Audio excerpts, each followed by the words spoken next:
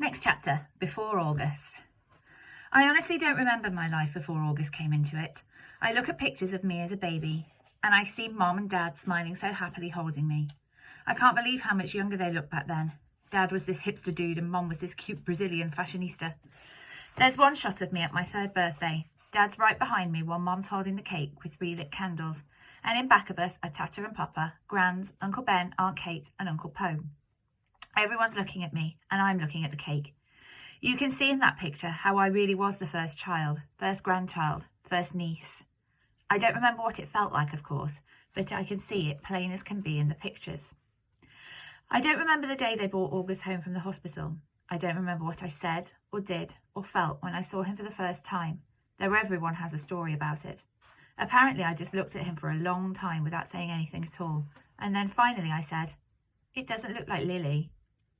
That was the name of a doll Grans had given to me when Mom was pregnant so I could practice being a big sister. It was one of those dolls that are incredibly lifelike, and I had carried it everywhere for months, changing its diaper, feeding it. I'm told I even made a baby sling for it. The story goes that after my initial reaction to August, it only took a few minutes, according to Grans, or a few days, according to Mom, before I was all over him, kissing him, cuddling him, baby talking to him. After that, I never so much as touched or mentioned Lily again. Next chapter, seeing August.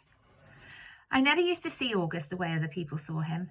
I knew he didn't look exactly normal, but I really didn't understand why strangers seemed so shocked when they saw him. Horrified, sickened, scared.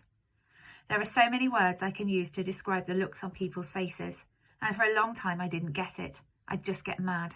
Mad when they stared. Mad when they looked away. "What the heck are you looking at?" I'd say to people, even grown-ups. Then, when I was about 11, I went to stay with Grans in Montauk for 4 weeks while August was having his big jaw surgery. This was the longest I'd ever been away from home, and I have to say it was so amazing to suddenly be free of all that stuff that made me so mad. No one stared at Grans and me when we went to town to buy groceries. No one pointed at us. No one even noticed us. Grans was one of those grandmothers who do everything with their grandkids. She'd run into the ocean if I asked her to, even if she had nice clothes on. She would let me play with her makeup and didn't mind if I used it on her face to practice my face painting skills. She'd take me for ice cream even if we hadn't eaten dinner yet. She'd draw chalk horses on the sidewalk in front of her house. One night, while we were walking back from town, I told her that I wished I could live with her forever. I was so happy there. I think it might have been the best time in my life. Coming home after 4 weeks felt very strange at first. I remember very vividly stepping through the door and seeing August running over to welcome me home. And for this tiny fraction of a moment, I saw him, not the way I've always seen him, but the way other people see him. It was only a flash, an instant while he was hugging me, so happy that I was home. But it surprised me because I'd never seen him like that before. And I'd never felt what I was feeling before either.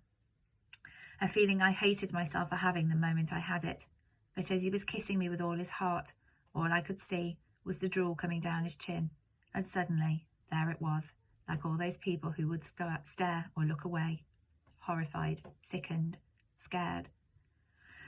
Thankfully, that only lasted for a second. The moment I heard August laugh, his raspy little laugh, it was over. Everything was back the way it had been before, but it had opened a door for me, a little peephole. And on the other side of the peephole, there were 2 Augusts, the one I saw blindly and the one other people saw. I think the only person in the world I could have told any of this to was Grans, but I didn't. It was too hard to explain over the phone. I thought maybe when she came for Thanksgiving I'd tell her what I felt. But just 2 months after I stayed with her in Montauk, my beautiful Grans died. It was so completely out of the blue. Apparently she had checked herself into the hospital because she'd been feeling nauseous. Mum and I drove out to see her, but it's a 3-hour drive from where we live. And by the time we got to the hospital, Grans was gone. A heart attack, they told us, just like that. It's so strange how one day you can be on this earth and the next day not. Where did she go? Will I ever see her again, or is that a fairy tale? You see movies and TV shows where people receive horrible news in hospitals, but for us, with all of our many trips to the hospital with August, there has always been good outcomes. What I remember the most from the day Grans died is Mom literally crumpling to the floor in slow heaving sobs, holding her stomach like someone had just punched her. I've never ever seen Mom like that. Never heard sounds like that come out of her.